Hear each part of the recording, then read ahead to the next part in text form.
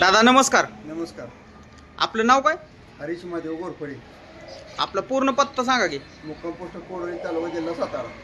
बर दादा, आपला गोटा जरा छोटा दिसतोय. हो, छोटा. पण म्हशी एकदम भरपूर आहेत. हो. बरोबर. हो. आता ह्या गोट्याला खर्च किती आला होता? त्यावेळेस पावणे 2 लाख रुपये आला. पावणे 2 लाख रुपये का? हा. होय का? सगळं भरबीर सगळं खाली सगळं सगळं करून का? हा. होय. घरी शेती वगैरे आहे का? आहे की. शेती आहे का? बरं बरं. किती आहे? 3 एकर आहे. होय का? बरं बरं. आता आपल्या गोट्यात म्हशी किती आहेत?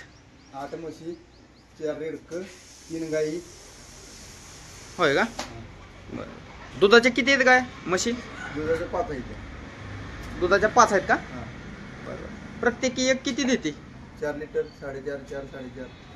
4 4.5 म्हणजे दिवसाला 9 लिटर देते. हा. होय का? आता दुधाच्या किती आहेत त्यात? 5. 5 आहेत. हा.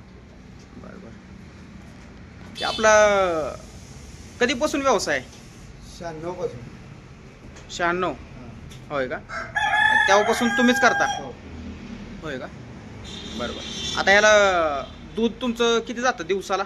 दिवसाला 40-45 लिटर आहे. 40-45 लिटर. बरं.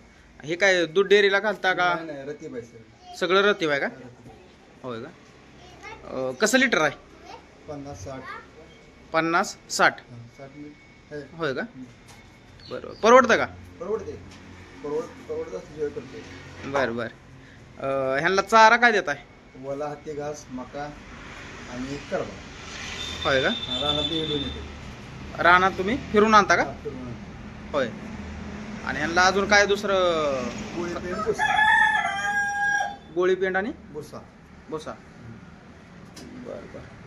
ह्यांना लस वगैरे काय? लसीकरण आहे की. लसीकरण करते. वेळच्या वेळी देत आहे? वेळच्या वेळेला लसीकरण आहे. बरं बरं.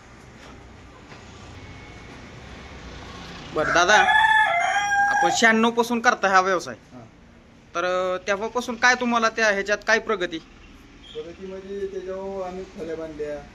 खोल्या बांधल्या का? हां. आणि ह्या खोल्या काय भाड्यानं? भाड्याने. होय का? हां. किती खोल्या आहेत? 9 आहेत. 9 खोल्या आहेत. हां, भावाच्यात आहे. तुमच्या 9 आहेत ना? हां, माझ्या नाही. ते ह्यांच्या जेवर केले. एका खोलीला किती भाडा आहे? 3000. 3000. बरं बरं. अजून काय? लोन केलं होतं थोडं. हां. बाकी मग विहिरीची पाईपलाईन. विहिरीची पाईपलाईन वगैरे रानातले सगळं काम म्हणजे ह्याच्या पैशावर होत्यात. हो. बरं बरं.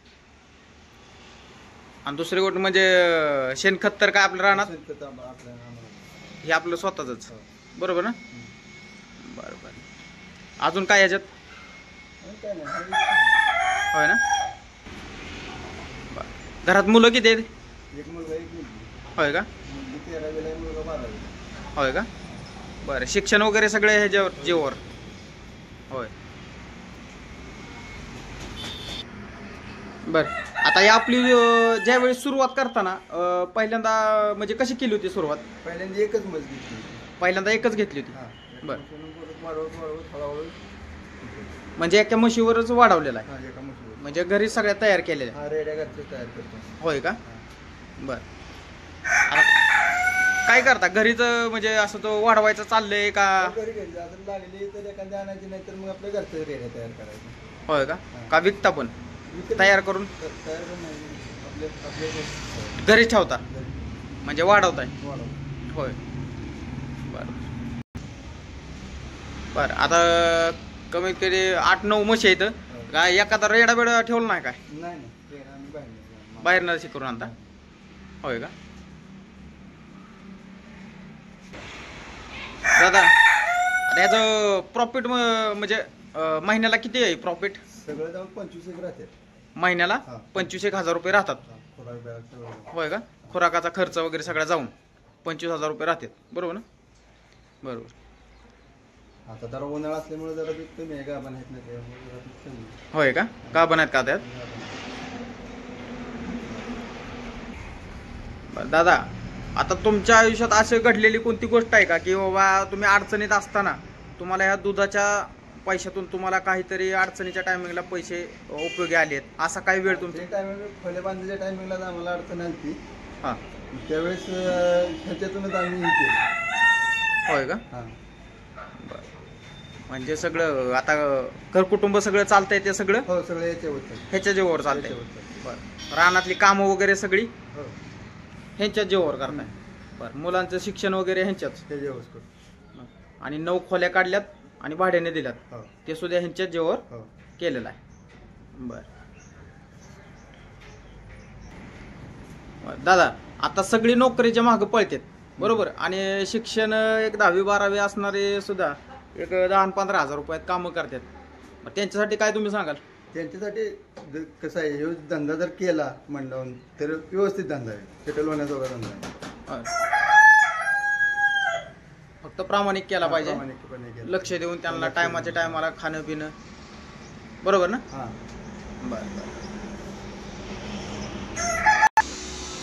बरं. आता आपल्याकडे म्हशी ज्या आहेत त्यात काही गाभण आहेत बरोबर ना?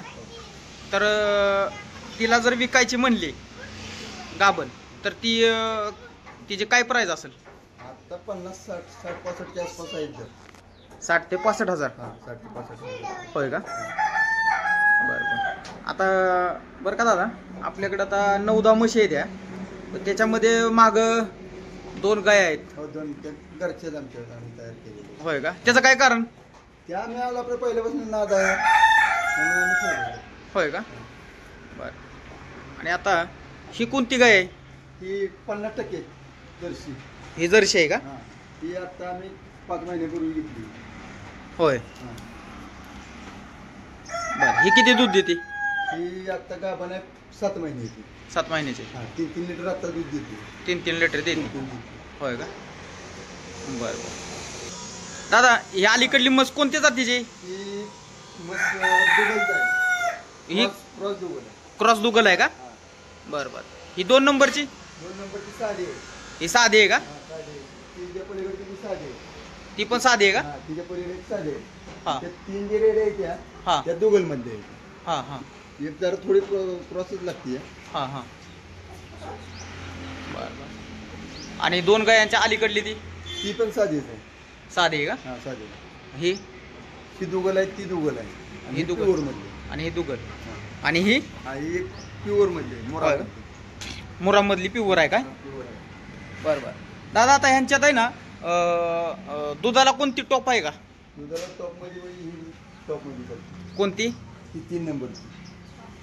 बरं, हो का? ही हां. कानाला तिच्या हे लावलंय बरोबर ना? 6-6 लिटर देते याच्यावर. 6-6 लिटर देते का? हां. बरं. मी काय म्हणतोय, आता आपल्या जे रानात तुम्ही खत वापरता ते वर्षाला किती रुपयाचं खत लागतं? आपण महत्वाचं म्हणजे युरिया शेणखत काय युरिया ही घालायचंच नाही. बरं. डायरेक्ट शेणखतावर शेती आहे. बरोबर. हां.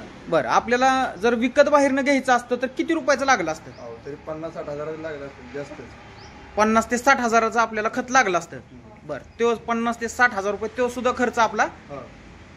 यांच्यातच निघून जातोय हो. बरोबर ना? हो. बरं. दादा, चांगली माहिती दिली. मित्रांनो, असेच व्हिडिओ पाहण्यासाठी आपल्या चॅनलला सबस्क्राईब करा, लाईक करा आणि शेअर करायला विसरू नका. जय महाराष्ट्र.